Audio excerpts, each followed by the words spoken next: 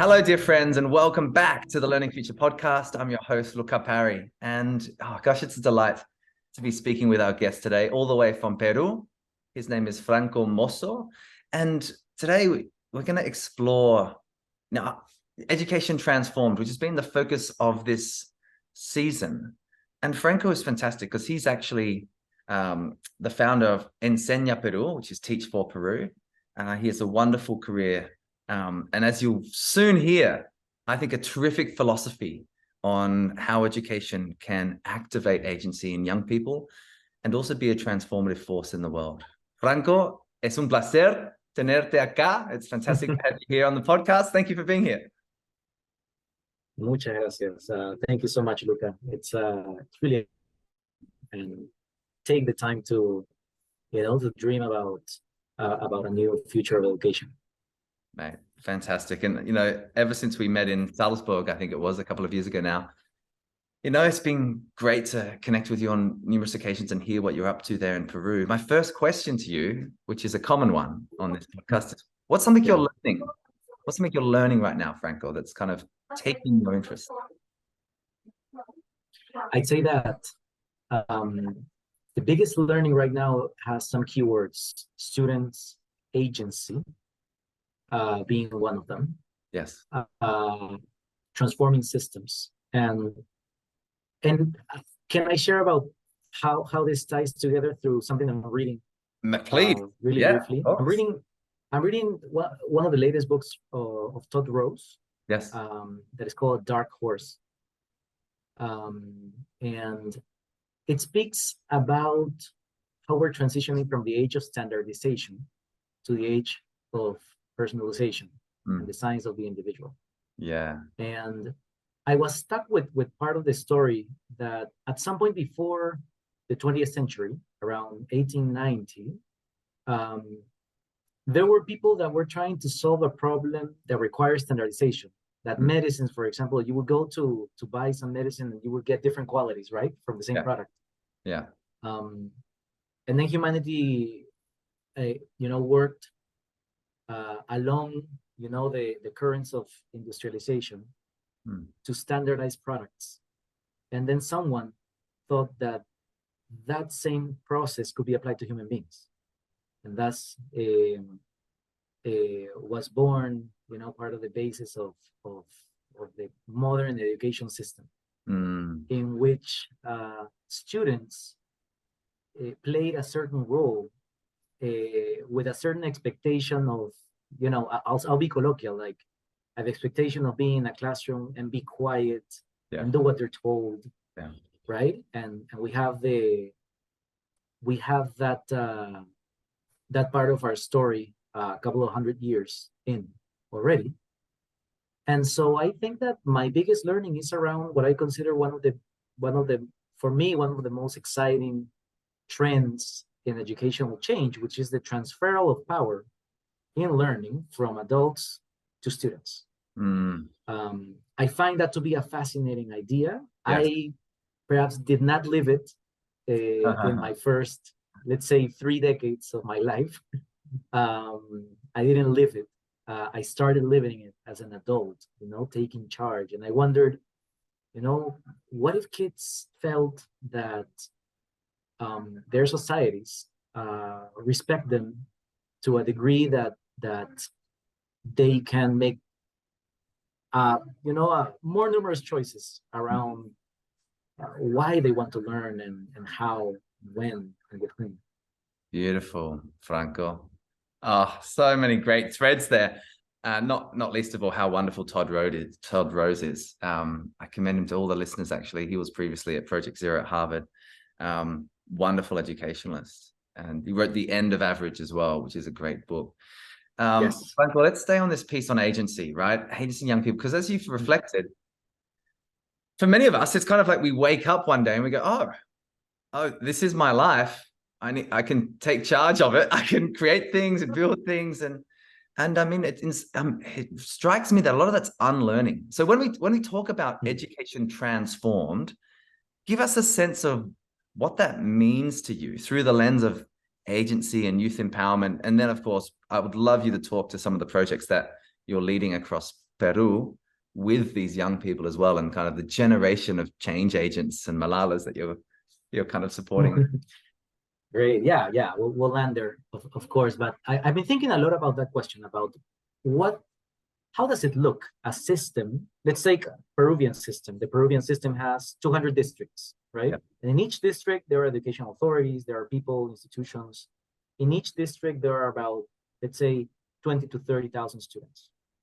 And maybe I can say a few characteristics of how that is not present today, right?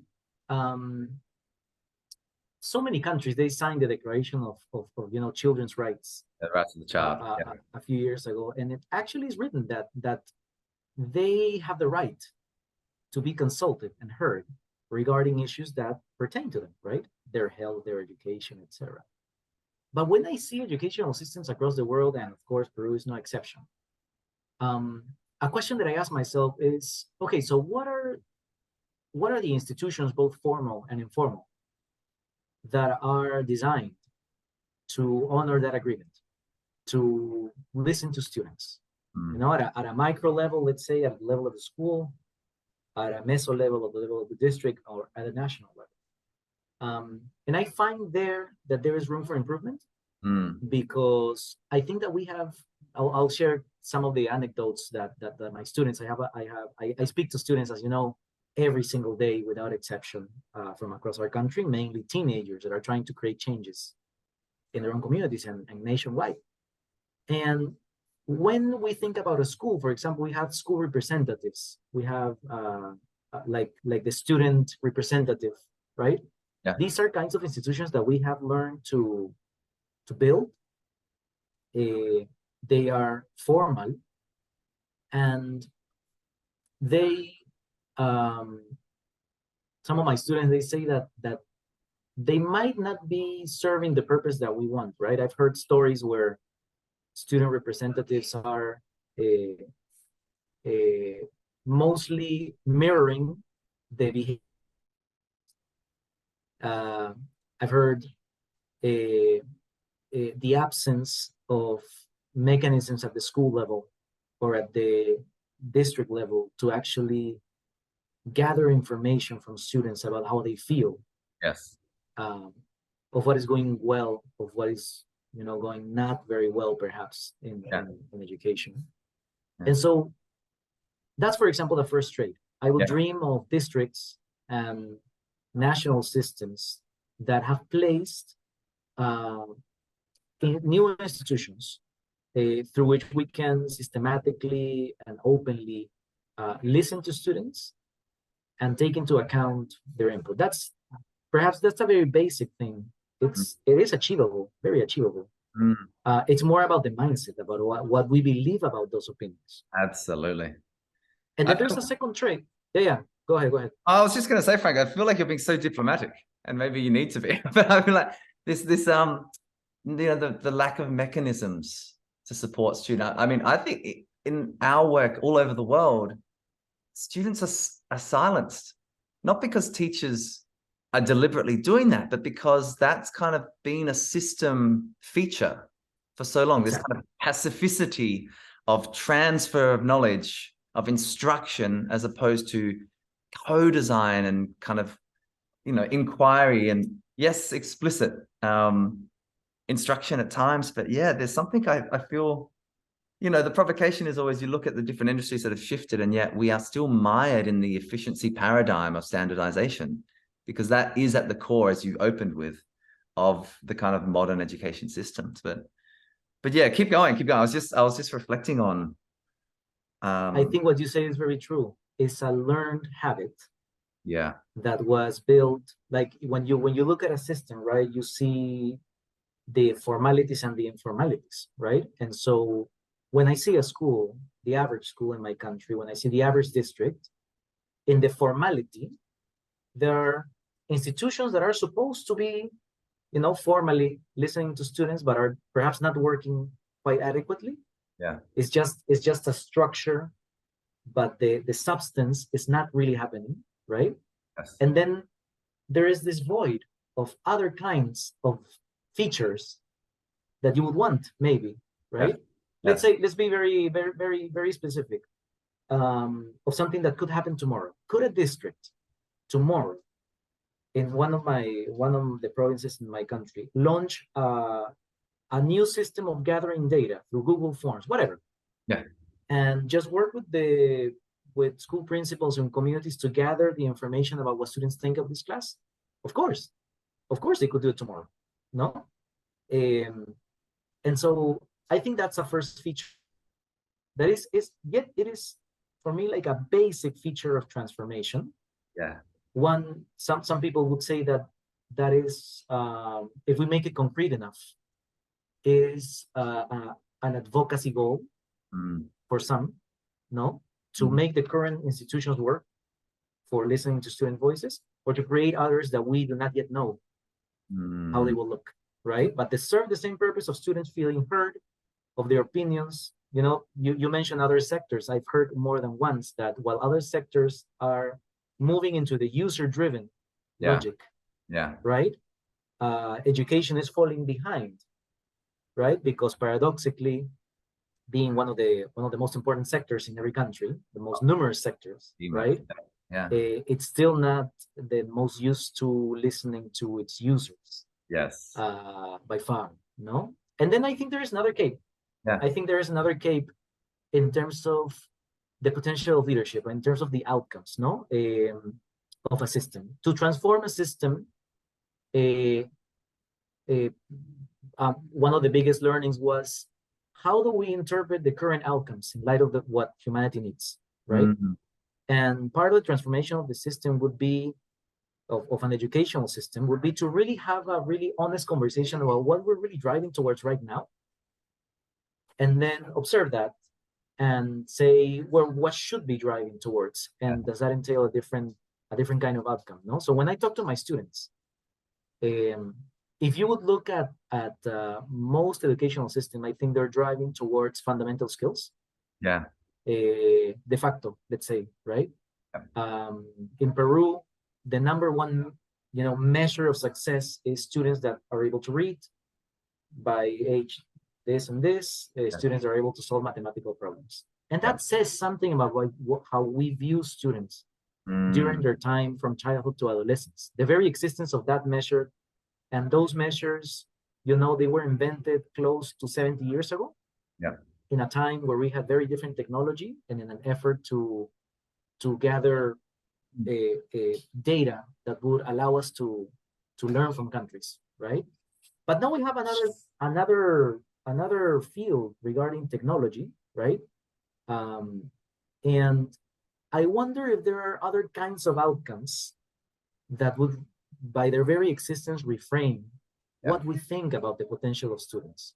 I've heard phrases like, you've probably heard these phrases, students are the future, no? That says something, right? For my students, for example, they always tell me, there is a phrase in Peru, I don't know if in other countries, but there's a phrase that says, para que seas alguien en la vida, which means so that you can be someone. Now, one of my students said, I started thinking, what, am I not someone today? Exactamente. What does that mean about what society thinks about me and my potential today? No? Yes. And I think that questioning of what are we driving for in the educational system? Not to say that reading comprehension, of course, is important. It's transversal, right? We need to move. But from 3 years old to 17 years old, you approximately spend 18,000 hours in school of your life. So what's that for, right? By the end of those 18,000 hours, what are we aiming for as society, no? And in some of our societies, when I talk to my students and I share with them at the end of their schooling year, at the end of the K to 12, right, spectrum, what are you hearing, huh? What are you hearing from all the adults around you? I tell them, around what's the next step? What does it mean for your life? And they tell me, most of them, that what is repeated from all fronts, no, is money. You need to get some money. You need to think about your career, and in the most difficult cases for students, adults prescribe with what they know, no? Very specific careers. Yeah. And then students are receiving this enormous amount of pressure from around them. And that, I think, it reflects, and it, you know, in there is another report that put it beautifully, about system change from the team of Land Pritchett, and said, you know, what if society could tell their students, and for students to go out of schooling knowing that the reason why they were educated was to be a good family member, that education would weigh on that part of our lives, no? That education would weigh on being a community member, on helping their country and the world be better. Yes. And yes, of course, to join the economic system, right? But so many students are not listening. The first three things that I said are completely absent, no? And so they, you know, they study. The last years, it's like, I gotta get this exam, I gotta get some money, etc.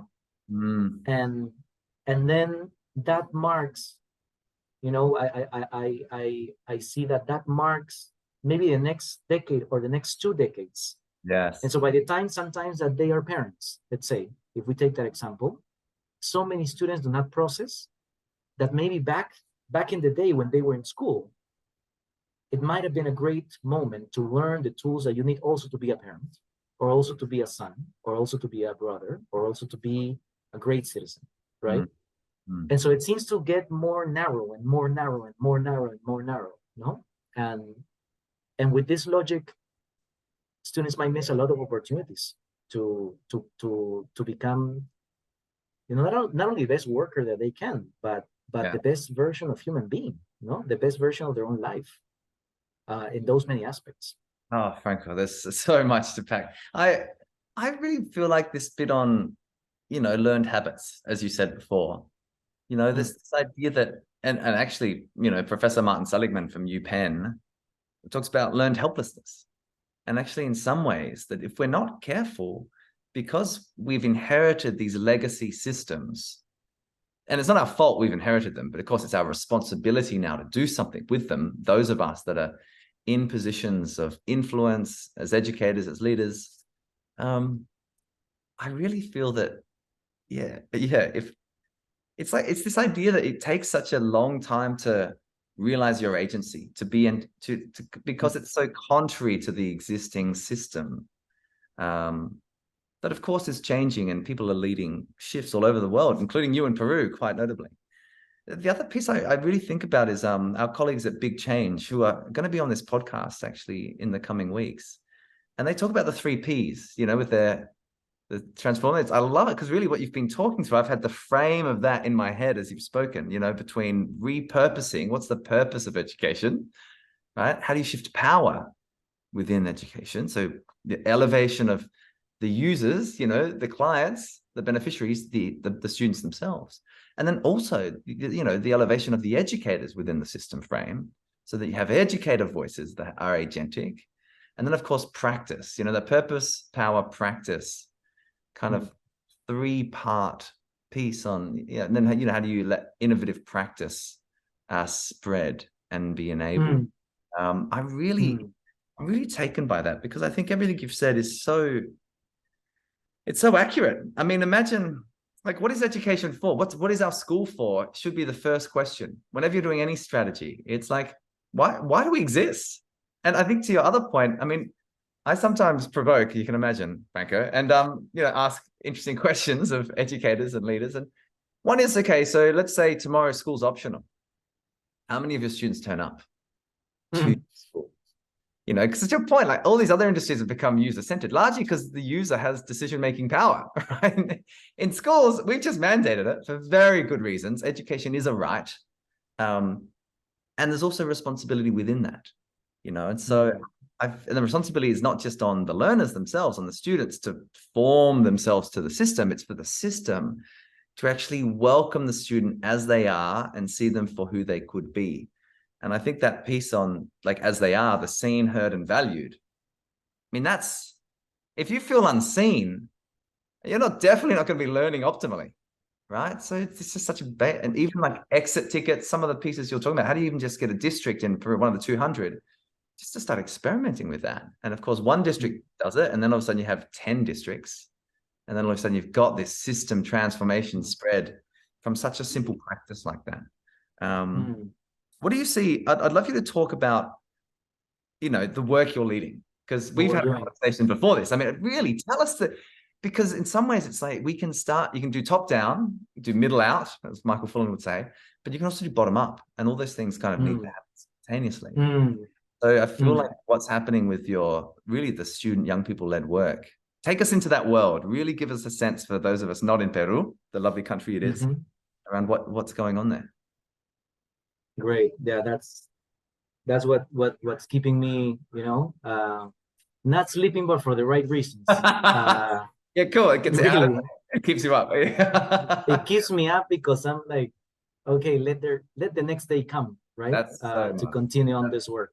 Wonderful. Feel fortunate about it. And so the idea is the following. Being education a social issue, right? And Enseña Peru being an organization in which mission we talk about a social movement, right? I usually ask a question, a reflective question, when I try to explain why we do this, and would it make sense to you that the women's rights movement be led by men, right? And to this day is so obvious. No, people laugh usually. People smile a little bit because it's too obvious, right? The answer, and yet social movements for education not being led by student voices for so many people, that are trying to honestly do educational change is not so obvious.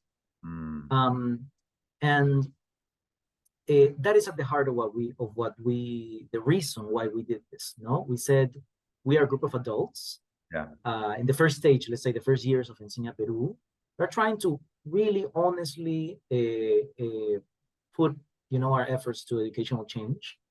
But we're no longer in the classrooms, and so the right of education or lack thereof of the level of excellence that our students deserve, we have an ever an ever going away window from what it really means, right?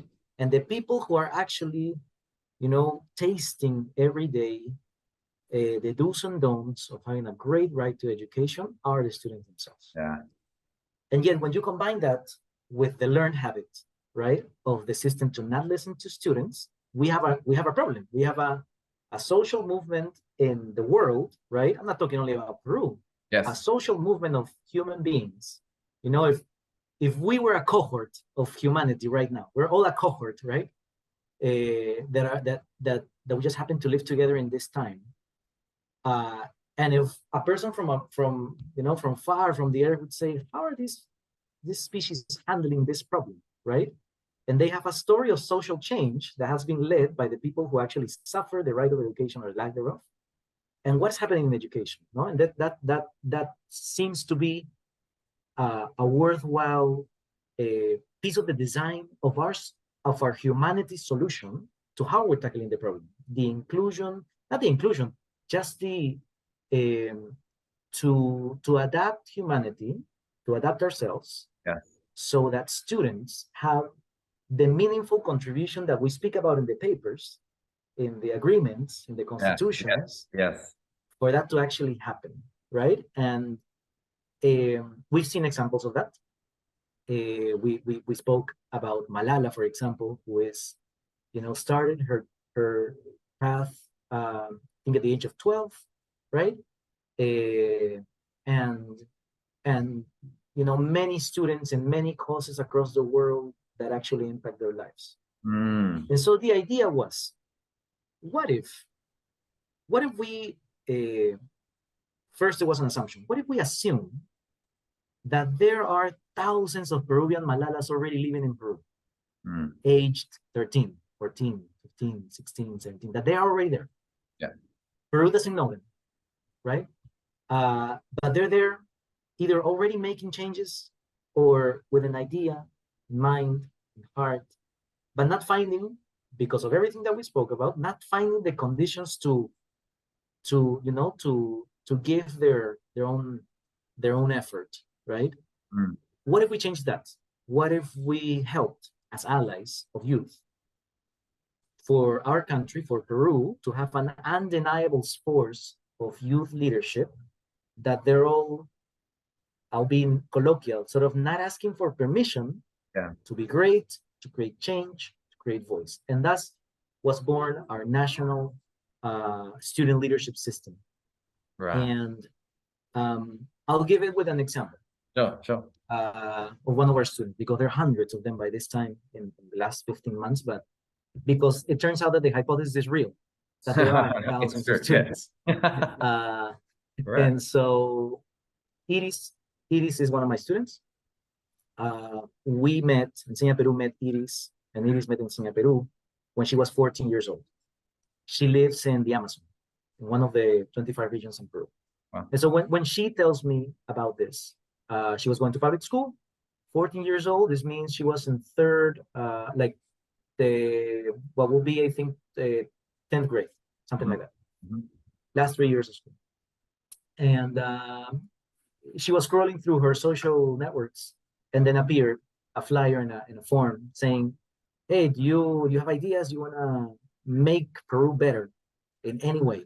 No, this is a program of leadership for students of your age.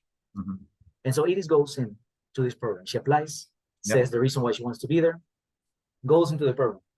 This is the first stage. We call it the short program, 7-week program, virtual. Why virtual? Because in our country, as in many countries, there is enormous cultural difference. We have 47 official languages, native languages besides Espanol. Right? So many richness, and we have an incredibly rich culture before we were colonized, right? All the incredible cultures. Everybody usually knows only the Incas, but there are so many more, no? And some of our students, they live where all of these cultures were, right? And they grew up with this incredible cultural background. And so Iris goes in from the Amazon, goes to this space of leadership where she starts hearing that she doesn't need to wait to finish university or get a job to create great things for her country. She starts saying, hey, there's another teenager, that wants the same as me, but in Cusco, and in Ancash, and in Lima, and in Tacna. And so she spent 7 weeks with them in the first stage of our system, which is a curriculum that was designed by a student, by an 18-year-old, because it has to be, hopefully, of course. You transfer the power, right? That's the second P of the big story. Of big change. And they learn about self-knowledge and purpose.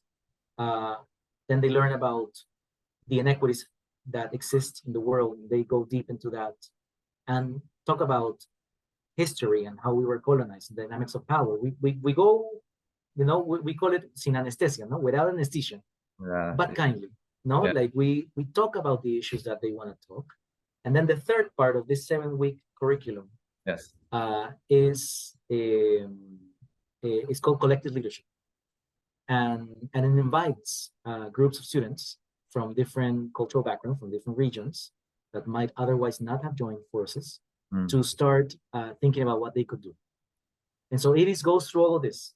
And every session is, geared towards having a transcendental experience. It's a mixture of reflection, deep reflection, community, feeling welcome, feeling heard, feeling seen, feeling taken into consideration, where adults have, very little protagonism.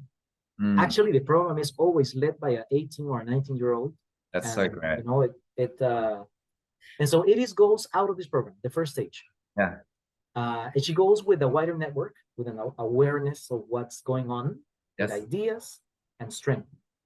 So that's the first step of agency. Like that, hundreds, up to in the 15 months that we've done that, we do it 4 times a year. Already 700 students have gone through that kind of journey from every corner of our country. So we have discovered, thousands are applying. You know, we have discovered, let's say, 700 Malalas in Peru, right? There are then, what we have gathered so far is that only with that stage, we have detected over 20 student organizations being born and then multiplying the impact. So now we have people like young CEOs of student organizations that are creating change across the country in so many different ways. And then Iris was one of them, right? She was co-founder of an organization that is called Wake Up Now. Beautiful organization. A shout out to them. That like in the next month of that first stage of the short program was impacting already close to 70 students doing programs around the Sustainable Development Goals. And their mission is to ignite the spark in students who have lost it. Wow. That's their mission. That's one of the organizations. And then Iris, what she did was she came back to the program. She became like an older sister. And so in the next cohort, she became a student guide for the next editions of the program. Then comes the second phase. I send an email to all of them. And I say, you know, if you have fallen in love with education and you feel that next coming years, it might be part of your purpose, as if yours and mine, right? We've made education part of our lives, part of our purposes. But I asked that to a 14-year-old, to a 15-year-old, to a 16-year-old that has gone through our short program. Then apply to our 1-year student activist program. That's phase 2, let's say. Yeah, cool. And so Iris applied. And the design of that program is a pretty extreme version of giving power to the students. Why? Only for 5 to 6 weeks, they receive a very flexible professional development where they learn about project management, agile methodologies, creative writing, how to inspire, how to tell the story about the latest of the trends in technology and education, what is happening in the UN, gender education, etc. In 6 weeks, we show them a toolbox. It's the design is really world class. We work hard on it with our students themselves. Then at the same time, during the first 6 weeks, they have access to flexible mentorship. So every 15 students, they have a mentor, an adult ally that has access to networks and that has experience and that is trained to, be an extraordinary ally to these teenagers that want to be change makers. And so during these 6 weeks, each of our teenagers might have, like, let's say 4 to 6 mentorship sessions at the beginning. And then they prepare the star of the program, which is their portfolio. Right. So Iris, what she did was, during the first 6 weeks, she prepared a portfolio of impact. What we asked of them is, you will not grow in your leadership in theory. You will create changes and you will impact the lives of people through education during the next 10 months. And each of our students, they choose their own project. So we just show them the whole landscape of what you can do in education. Oh, yeah, fantastic. Dyslexia, cybersecurity, social skills, everything. And they choose their own portfolio of 3 to 4 projects. Right. And so Iris did that. Received the training, gathered the portfolio, flexible mentorship, and then for the rest of the year, they grow through going to action. And then Iris, for example, one of the things that she did was she connected with people in her community, with kids that sold food in the streets. Wow. And she detected that she wanted to bring financial education tools to them. She made an alliance with the municipality. She gathered a team. She designed a curriculum. And she impacted a group of people with better financial education tools, and mothers as well, parents. And that was just one of the things that she did during the year. And like that, we have hundreds of students that are deciding what to do. And our program adapts to them. The curriculum is their own projects. So at the end of the year, they become alumni from Enseña Peru. And they've grown, encouraged, incredible. They've grown their ability to collaborate. Wow. And they can say, when they look back, that it is undeniable that it is today, she's still in Amazonas, still creating change. Wow. 16 years old, Oh, but with a strength of purpose that nobody will take away from her. oh my goodness. And with actual action that nobody can deny, that part of her education was for her to become a change maker, Yes. a kind change maker, in Yes. her own way, in the way that moves her. Because I didn't tell her to do financial education. I just asked her, what moves you, you know? And I'll be your ally in that. So we've devised a system. Now she will go on as an alumni. And through this system, we have discovered, as I shared with you, hundreds of people like Iris that are across the country. And I think for me, I've said a couple of times publicly that for me, that is the closest thing that I see as the end game. Right. Because, you know, for me, Iris is a role model for my daughter. You know, a person with purpose. She addressed her family relations as well. She improved the quality of family relations in her life. She used the tools for that. She used the tools to find a purpose. She uses that life situation to know and act on the notion that there is value in her, not only for herself, but for other people and for my country. Yes.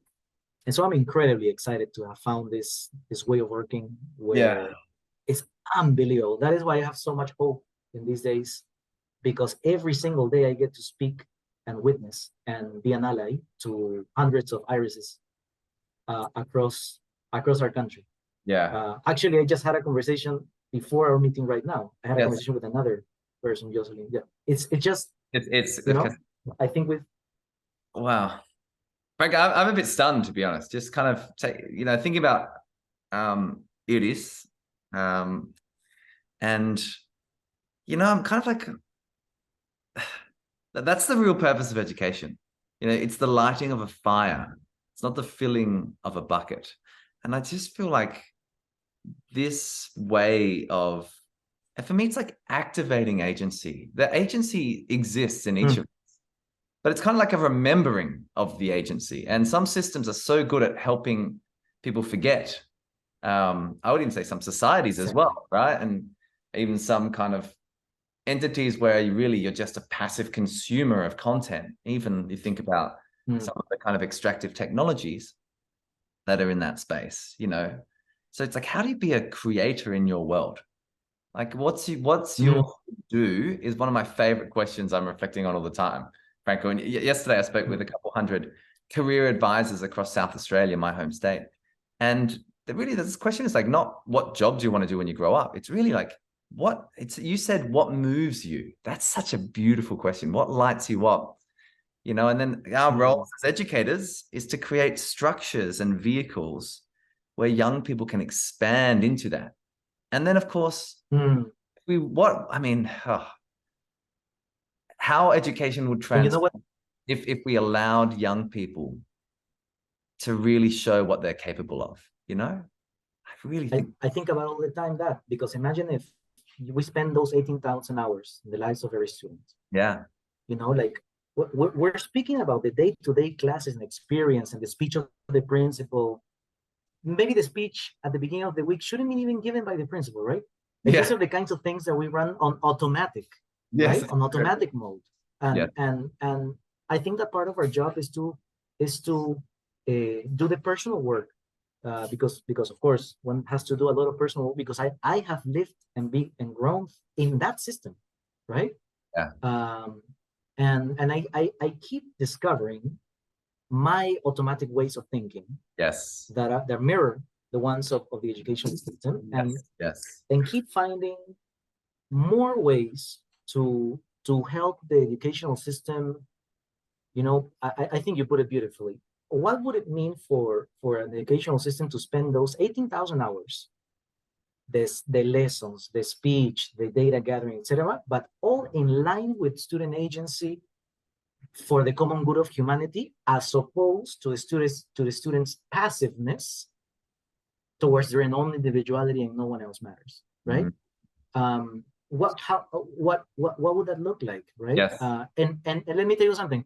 In every city in the world, there are students that have battled enough the system, and those are student leaders that sort of like they made it, but not because of how the system is designed, but in spite of, right? They fought and they fought and they fought and they fought.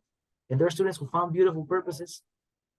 But I was talking to a district yesterday in my country who wants to transform the whole district towards that. We're actually doing exactly that.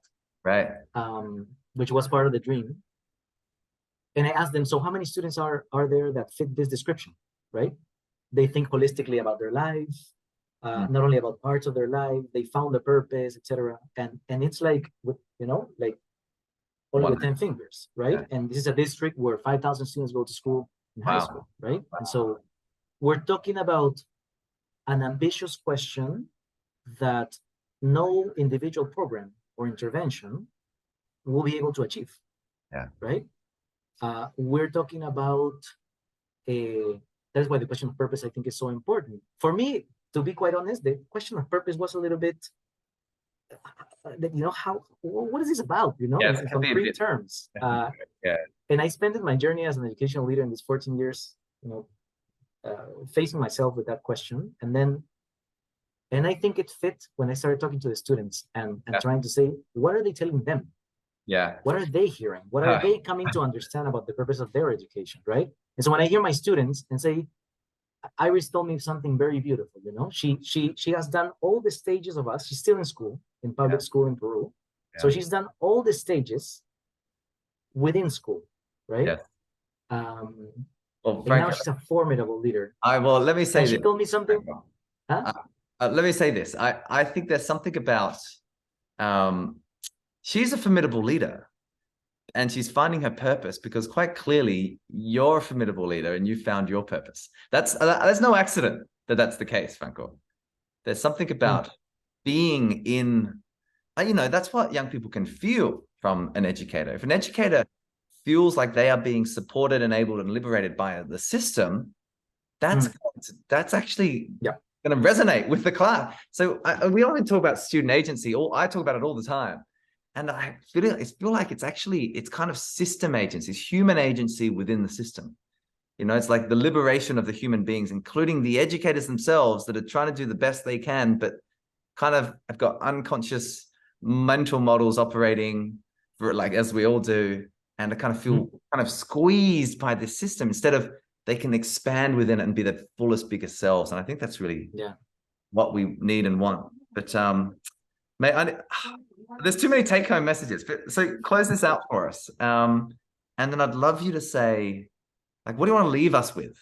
We've got this beautiful journey about transforming education and definitely into kind of Iris's journey and the projects that you're working on now.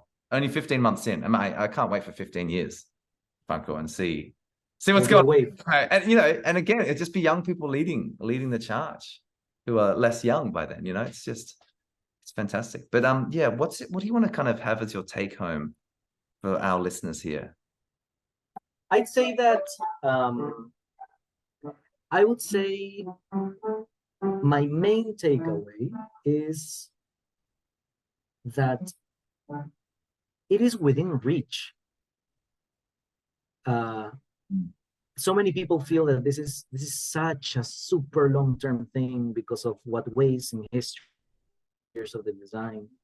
And I would say that I've learned that if we tackle the problem with different mindsets, we talk about adult mindsets around power, around purpose, etc. That's key to it. And if we can address this issue from a perspective of, I'll tell you something else. Just as there are, perhaps millions, thousands at the very least of Peruvian Malalas in my country, I'll tell you something else. There are thousands of adults that are ready to be allies. Nice. And I don't think that we are, showing our countries enough. At scale, the power of those two forces combined. Yes. Of the Peruvian Malalas, there are thousands, and on the, the best image would be the father of Malala. No. Yeah. That has been an ally, a quiet ally, all along the way. And that I do feel that it is within reach. Yes. I do feel that the role of adults is indispensable as well. Because to you and to me, probably there is nothing. I feel like that every day. No, like my students, one of my students said something very beautiful. They said, you have a blue fire inside you. I don't even know what that means, but they said, you have a blue fire inside you. That's lovely. What a lovely compliment. Yeah. And I took it as the strength of purpose, right? Yes. I'm an adult. I'm a father, I'm a husband, I'm 36 years old. I don't think that there is anything that anybody could tell me to deter me from my purpose. Yeah. I found my life's mission, Yeah. and I will work on it on the next 3 decades. But when I see some of my students, 14, 15, 16, right? Because so many times, you know, the dreaming heart, the dreaming mind of the, you know, the student, before it gets to be a very strong tree, no, that it's difficult to move in terms of the strength of their purpose. Yeah. I remember students telling me, like, I went out of that classroom in tears because an adult told me that this was not possible, that changing the world was not something that was your right or that you're crazy. No, we gotta take care of that. Yeah, we have to. And I think it's within our reach. I really think that it's within our reach. And I will call for any district in the world, you know, that wants to tackle that challenge at a system level. Yeah. I think that I've never felt in the last decade that there was a time for this kind of change as now. Yeah. Of this substantial paradigm change. I like this. I like this reflection, Franco. The time was always now, but it just happens that we're in this now. Do you know what I mean? Like, you know, it's like how you know. I love a mentor of mine, Tony Mackay, often tells me. He says, "We are the people we've been waiting for." It's a lovely sentiment, you know, and you know Tony as well. It's this idea, we're the people we've been waiting for. So let's go for it. Let's create. Franco, thank you. Thank you so much for sharing your passion, that blue flame that burns so brightly inside you, mate. And I guess what a gift to be able to help other people find that flame within themselves through your work at Enseña Peru and more broadly. I look forward to following the progress, mate, and one day seeing it and contributing to it in person there. But thank you so much for joining us for the Learning Future podcast, and all the best for the journey. Thank you so much, Luca, for having me. And as we say in Peru, seguimos, we continue. Seguimos. Así es. Gracias, amigo.